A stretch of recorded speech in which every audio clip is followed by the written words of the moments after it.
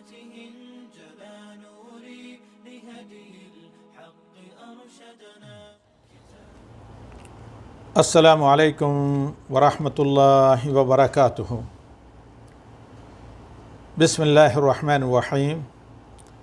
والحمد للہ رب العالمین والصلاة والسلام علی نبینا محمد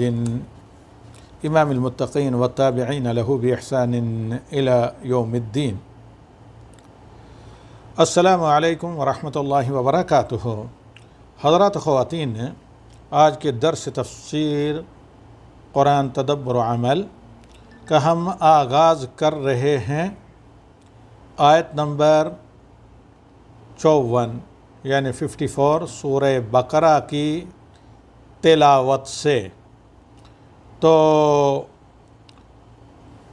تلاوت کے بعد اس کا ترجمہ، پھر مختصراً تفسیر آپ کے سامنے انشاءاللہ العزیز اس کی بیان ہوگی،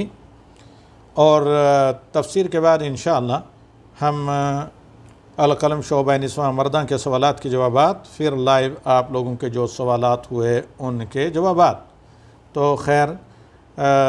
تلاوت سے سماعت فرمائیے آج کے درس قرآن اور تفسیر کی. اعوذ باللہ من الشیطان الرجیم. بسم اللہ الرحمن الرحیم. وَإِذْ قَالَ مُوسَىٰ لِقَوْمِهِ يَا قَوْمِ إِنَّكُمْ ظَلَمْتُمْ أَنفُسَكُمْ وَإِذْ قَالَ مُوسَىٰ لِقَوْمِهِ يَا قَوْمِ إِنَّكُمْ ظَلَمْتُمْ أَنفُسَكُمْ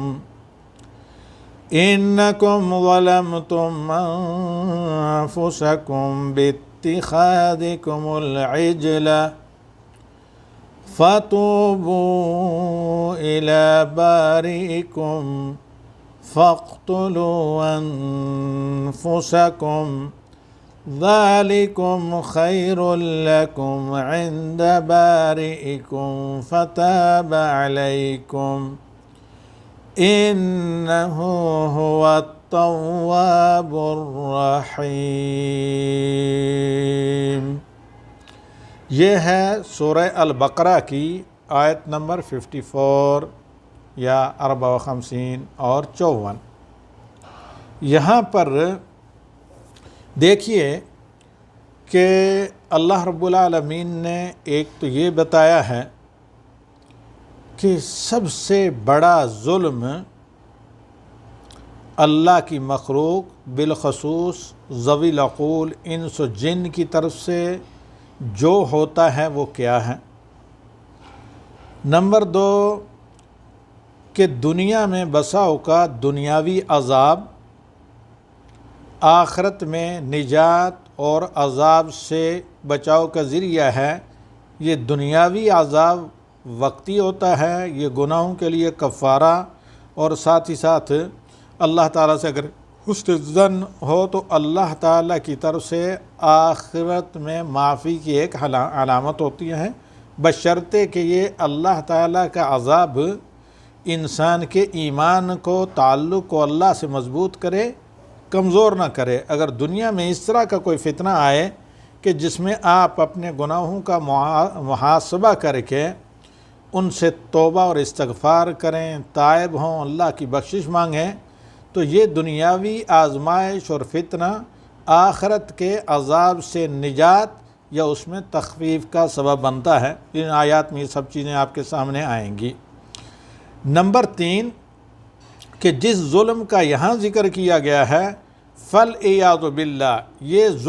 ظلم اگر انبیاء سے بھی سرزد ہو تو ناقابل معافی ہے، اور حتیٰ سوائے توبہ کے کوئی چارہ کار نہیں. حتیٰ کہ اگر امام الانبیاء سے بھی اللہ تعالیٰ معاف کرے، درگزر کرے، جیسے قرآن آیات میں سرزد ہو تو سابقہ اعمال کو لے ڈوبتا ہے.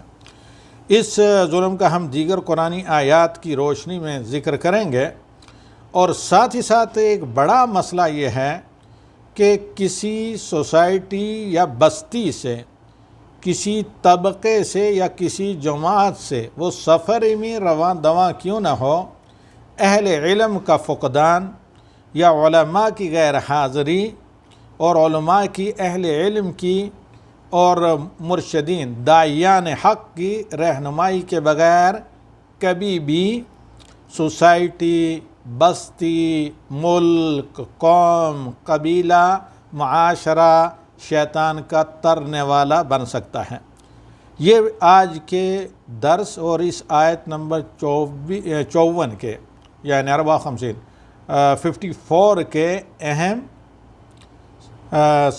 جو ہے ذیلی عناوین یا امپورٹنٹ سب ٹاپک ہیں، آپ ذہن نشین رکھیں اور ایک ایک کر کے ان کی سماعت فرمائیں۔ اللہ تعالیٰ فرماتا ہے وَإِذْ قَالَ، اے قرآن کو پڑھنے والے، قرآن کی تلاوت کرنے والے، قرآن کا ورد کرنے والے لوگوں، قرآن حفظ کرنے والے لوگوں، ذرا یاد کرو اس وقت کو جب موسیٰ علیہ السلام جو اولو العزم رسولوں میں سے ہیں اور بنی اسرائیل کے سب سے عظیم رسول، جنہوں نے اپنی قوم سے کہا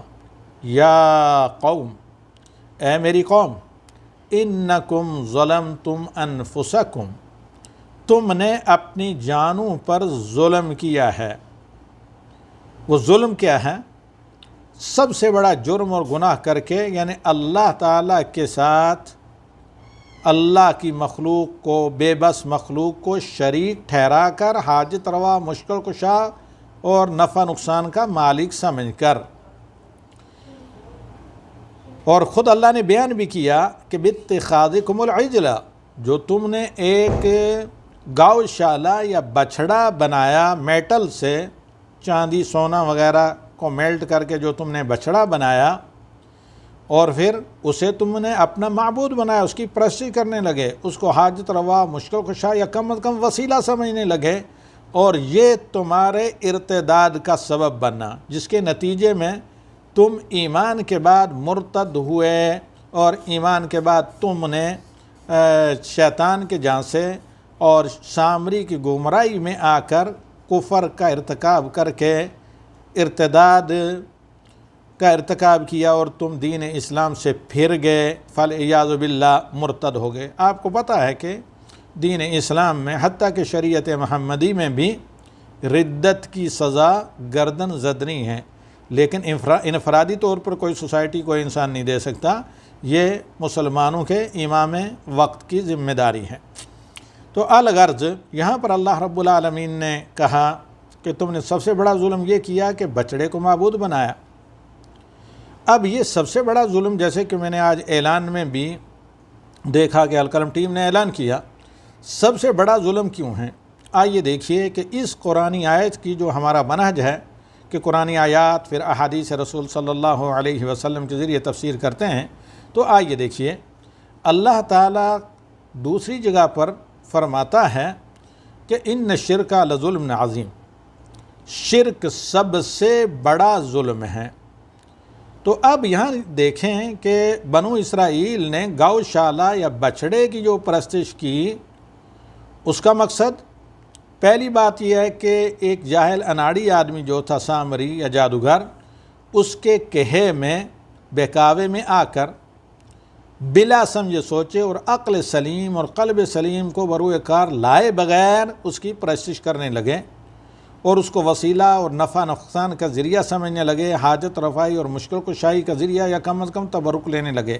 ہم اور آپ کو غور کرنا چاہیے، لیتدبروا آیات ہی کا جو اللہ کا پیغام ہے، اس کا مقصد یہی ہے کہ امت مسلمہ میں موجودہ دور میں کیا ایسے لوگ نہیں ہیں جو غیر اللہ کو یا اللہ کی بے بس مخلوق کو حاجت روا اور مشکل کشا سمجھتے ہیں؟ اگر ہیں تو اللہ تعالیٰ نے قرآن کریم میں سابقہ قوموں کے قصے، بالخصوص بنو اسرائیل، امتوں، اور انبیاء کے قصے یوں ہی نہیں بیان کیے ٹائم پاس کرنے کے لیے، دل بہلانے کے لیے، اس لیے کہ ان پر غور و فکر کر کے تدبر کے ساتھ امت مسلمہ، امت محمدی علیہ الصلاۃ والتسلیم اپنے مسار کو، اپنے قبلے کو درست کرے۔ تو اس کو اللہ تعالیٰ نے شرک کو ظلم عظیم قرآن میں قرار دیا۔ اب آگے آئیے کہ اس کا نتیجہ کتنا برا ہے۔ انبیاء کے بارے میں اللہ تعالیٰ قرآن میں کہتا ہے لَإِنْ أَشْرَكُوا، اگر وہ بھی شرک کرتے تو لَحَبِطَ عَنْهُمْ مَا كَانُوا يَعْمَلُونَ، جو ان کے اعمال تھے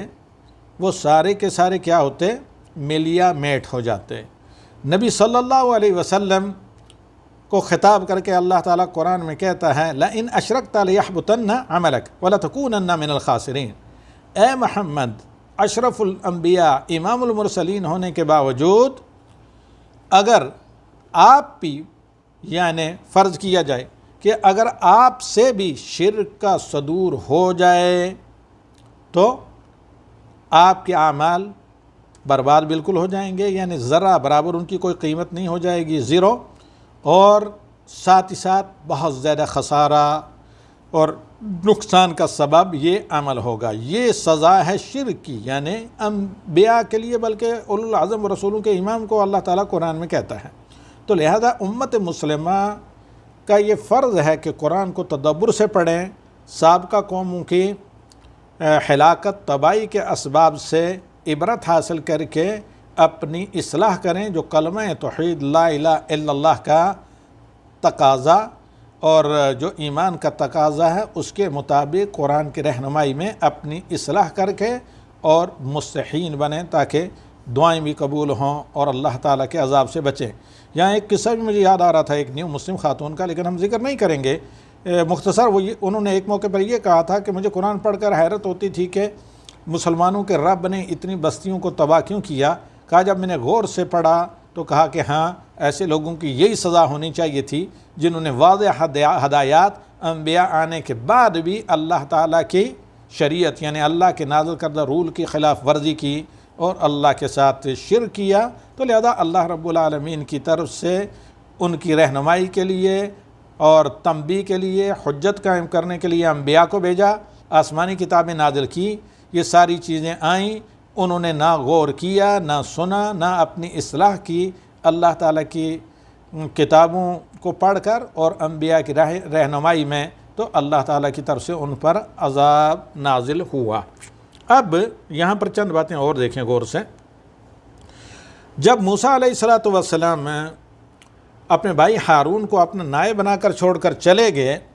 تو پیچھے سے قوم نے گوشالہ کی پرستش شروع کی۔ یہ اس بات کی دلیل ہے کہ ہر مسلم سوسائٹی میں اصلاح کے لیے ذی علم علماء اور اللہ تعالیٰ کے دین کے واقف کار اور شریعت کے خبردار لوگوں کا ہونا کس قدر ضروری ہے۔ اگر کسی معاشرے میں کوئی نہیں ہے تو سوسائٹی کے اوپر یہ دینی فرض ہوتا ہے اور اخلاقی بھی کہ وہ ڈونیشن کر کے، حتیٰ کہ زکوٰۃ کے مال، بیت المال سے اس طرح کے ذہین طلباء کو اپنی سوسائٹی میں سے تیار کریں جو ایتھنٹک اداروں میں جو کتاب و سنت کی تعلیم دیتے ہوں، وہاں ان کو تعلیم کے لیے مختص فری کیا جائے تاکہ واپس آ کر اپنی سوسائٹی میں اصلاح کریں۔ ورنہ جو بھی سوسائٹی علماء سے خالی ہو تو اس کا حال وہی ہوگا جو حضرت موسیٰ علیہ السلام کا کوئی طور پر جانے کے بعد حضرت موسیٰ علیہ السلام کی قوم کا ہوا۔ تو اللہ رب العالمین بچائے۔ اور پھر بھی آدھے جو لوگ بچے وہ حضرت ہارون علیہ السلام کی، چونکہ حضرت موسیٰ کے نائب تھے، ذی علم تھے، ان کی نصیحت کی وجہ سے، تو ورنہ پوری کی پوری قوم کا تباہ ہونے کا ڈر تھا۔ چونکہ ایک نائب، ایک عالم کے موجود تھے وہاں پر، نبی کے نائب حضرت ہارون، تو انہوں نے نصیحت کی اور بڑی تعداد بنی اسرائیل کی رائے راست پر آ گئی، لیکن کچھ لوگ جو جھانسے میں آ گئے سامری کے، وہ شرک پر مستمر رہے، یہاں تک کہ حضرت موسیٰ آئے۔ واپس آنے کے بعد کہا کہ تم نے ایمان کے بعد ردت کو اختیار کیا ہے، لہذا توبہ کرو۔ تو اللہ سے جب سوال کیا گیا تو اللہ نے توبہ کا طریقہ یہ بتایا کہ وہ آپس میں جو بت پرست یا جو گوشالہ کی پرستش کرتے تھے اپنے اپنے رشتہ داروں کو قتل کریں۔ کہا یہ تو ممکن نہیں ہے آمنے سامنے۔ پھر اللہ نے رحمت کی کہ اندھیرا کیا، جس کے دوران ان کو ردت کی یہ سزا ملی کہ آپس میں ہی انہوں نے اپنی گردن زدنی کی۔ تو اس کا ذکر یہاں پر آ گیا اللہ تعالیٰ کر رہا ہے کہ فَاقْتُلُوا أَنفُسَكُمْ ذَلِكُمْ خَيْرٌ لَكُمْ، تم خود اپنے آپ کو مرتد ہونے کی سزا دو کہ مار ڈالو، یہ تمہارے رب کے ہاں زیادہ بہتر ہے۔ یعنی آخرت کی جو پرماننٹ دائمی جہنم کی سزا ہے، کیونکہ ان اللہ لا یغفر ان یشرک بہ ویغفر ما دون ذلک لمن یشاء، اللہ تعالیٰ شرک کو نہیں بخشتا اور شرک کے علاوہ ہر گناہ کو بخش دیتا ہے۔ مشرک اور تارک الصلاۃ ہمیشہ جہنم میں رہتے ہیں، کبھی کسی سفارش سے نکالا نہیں ان کو جائے گا۔ تو لہذا یہاں پر اللہ رب العالمین نے کہا کہ یہ تمہاری توبہ ہے کہ تم اپنے آپ کو قتل کرو، دنیاوی سزا ہے تمہیں مرتد ہونے کی، اور آخرت میں اب چونکہ وہ ایمان لے آئے تھے دوبارہ، آخرت میں تمہیں جہنم کی سزا سے نجات مل جائے گی۔ فتاب علیکم، تو اللہ تعالیٰ نے تمہاری توبہ قبول کر لی ہے، انہ هو التواب الرحیم، وہ بہت زیادہ توبہ کرنے والا ہے، بہت زیادہ توبہ قبول کرنے والا ہے توبہ کرنے والوں کی۔ اب دیکھیے امت محمدیہ پر رحمت، سابقہ قوموں کو توبہ کے لیے اس طرح کی سزا کے مراحل سے گزرنا پڑتا تھا، لیکن توبہ کا دروازہ بند ہونے سے پہلے، موت کی ہچکی آنے سے پہلے، موت کبھی بھی آ سکتی ہے، ایک مسلمان کو ہمہ وقت موت کے لیے تیار رہنا چاہیے۔ اور خطبہ جمعہ میں ہمیشہ یہی سورہ آل عمران کی آیت پڑھ کر نبی صلی اللہ علیہ وسلم تذکیر و یاد دہانی امت کو کرواتے تھے۔ تو امت محمدیہ کو یہ موقع دیا گیا کہ وہ صدق دل سے توبۃ النصوح کریں، استغفار کریں، تو اللہ رب العالمین انہیں معاف کر دیتا ہے۔ حتیٰ کہ 900 سال تک انبیاء کے اپوزیشن بنے رہے اور انبیاء کی مخالفت کرتے رہے، کفر و شرک اور بت پرستی پر اڑے رہے قوم نوح کے لوگ، انہیں بھی کہا گیا وَأَنِ رَبَّكُمْ إِنَّهُ كَانَ غَفَّارًا يُرْسِلِ السَّمَاءَ عَلَيْكُمْ مِدْرَارًا وَيُمْدِدْكُمْ بِأَمْوَالٍ وَبَنِينَ وَيَجْعَلْ لَكُمْ جَنَّاتٍ وَيَجْعَلْ لَكُمْ أَنْهَارًا۔ یہود مدینہ، مشرکین مکہ کو سابقہ امتوں کے واقعات بیان کر کے یہ بتایا، انہیں یہ بتایا کہ اگر اب بھی وہ نبی صلی اللہ علیہ وسلم کی مخالفت کے باوجود اگر وہ صدق کے دل سے تائب ہو جائیں، شرک سے، کفر سے، نبی صلی اللہ علیہ وسلم پر ایمان لے آئیں، ایمان کے بعد توحید اور اتباع نبی کے ساتھ نماز قائم کریں اور امر بالمعروف نہی عن المنکر کریں، اللہ کی شریعت کو نافذ کریں، تو جہاں وہ اللہ کے دنیاوی اور اخروی عذاب سے بچیں گے، وہیں ان کو اللہ تعالیٰ نے یہ نوید سنائی کہ لا کلوا من فوقہم ومن تحت ارجلہم، کہ آسمان سے بھی رزق کی فراوانی ان پر برسے گی اور زمین سے بھی اللہ تعالیٰ رزق کی انہیں بہتات کے ساتھ نوازش سے نوازے گا، عطا کرے گا، بشرطے کہ وہ اللہ رب العالمین کی طرف لوٹیں۔ اسی طرح اللہ رب العالمین کا سب سے پہلا حکم کیا ہے؟ توحید اللہ کی اور اتباع نبی، کیونکہ اتباع شریعت کے ذریعے آپ توحید اور ایمان، توحید پر عمل پیرا رہ سکتے ہیں استقامت کے ساتھ، اور ایمان آپ کے میں اضافہ ہو سکتا ہے۔ تو اللہ رب العالمین نے کہا کہ اجیب دعوت الداعی اذا دعانی فلیستجیبوا لی، میں ہر دعا کرنے والے کی دعا قبول کرتا ہوں جب بھی دعا کرے، بس شرط ایک ہی ہے فلیستجیبوا لی، وہ میرا حکم مانے۔ اللہ کا سب سے پہلا حکم ہے اللہ کی توحید، وَاعْبُدُوا اللَّهَ وَلَا تُشْرِكُوا بِهِ شَيْئًا، اللہ کی عبادت کرو، اللہ کے ساتھ کسی اور کو شریک نہ ٹھہراؤ، اور ساتھ ہی ساتھ قُلْ إِن كُنتُمْ تُحِبُّونَ اللَّهَ فَاتَّبِعُونِي يُحْبِبْكُمُ اللَّهُ، اور یہ اللہ تعالیٰ کی عبادت اور شرک سے براعت نبی صلی اللہ علیہ وسلم کی اتباع کر کے ہو۔ تو جب اللہ کے نبی صلی اللہ علیہ وسلم کی اتباع اور اللہ کی توحید اور اللہ کے نبی صلی اللہ علیہ وسلم کی اتباع کا راستہ جو صراط مستقیم ہے اپنا کر آدمی عمل صالح کرے، خواہ ان اعمال کا تعلق اللہ کے حقوق سے ہو یا اللہ تعالیٰ کے بندوں کے حقوق سے، ظلم سے بچے، تو یقینی طور پر ایسے لوگوں کے ساتھ اللہ کا وعدہ ہے کہ ان کی دنیا آخرت دونوں جہاں بہتر کرتا ہے، اور صبر آزما حالات فتنوں سے گزرنے پڑے بھی تو فاصبر ان العاقبۃ للمتقین، تقوی کے ساتھ زندگی گزاریں، یہی تقوی ہے، تقوی کے ساتھ زندگی گزاریں، اور تقوی میں پہلی شرط ہے اللہ کی کے ساتھ شرک کرنے سے بچیں اور نبی صلی اللہ علیہ وسلم کی خلاف ورزی کرنے سے بچیں۔ وہاں آدمی بدعات سے وہاں جہاں اللہ رب العالمین کی توحید پر استقامت کے ساتھ جمع رہے تو انسان شرک سے بچ جاتا ہے، شرک کے سارے دروازے بند ہو جاتے ہیں۔ جہاں تمسک سنت کو مضبوطی سے تھامے رہے تو وہاں آدمی بدعات سے بچ جاتا ہے، تو عقیدہ بھی محفوظ رہتا ہے، منہج اور طریقہ کار بھی محفوظ رہتا ہے، کیونکہ اتباع سنت کے ذریعے اسٹریٹ پاتھ، صراط مستقیم، سیدھے راستے پر آدمی گامزن ہو جاتا ہے۔ تو لہذا آدمی کا ایمان مامون اور آخرت باذن اللہ سبحانہ و تعالی مضمون ہو جاتی ہے۔ اسی پر ہم اکتفا کرتے ہیں، اور اس کے بعد آپ لوگوں کے انشاءاللہ سوالوں کے جوابات ہم بعد میں دیں گے۔ پہلے یہاں جو القلم کی شعبہ نصف مرد میں سوالات ہیں۔ براہ کرم آپ لوگ ایک کام کریں کہ میں ڈسٹرب ہوتا ہوں، کیمرہ ادھر سے بند رکھیں، صرف آڈیو پر جب سوال کرنا ہو پھر کیمرہ کھولیں، اور وقتی طور پر صرف آڈیو پر سنیں۔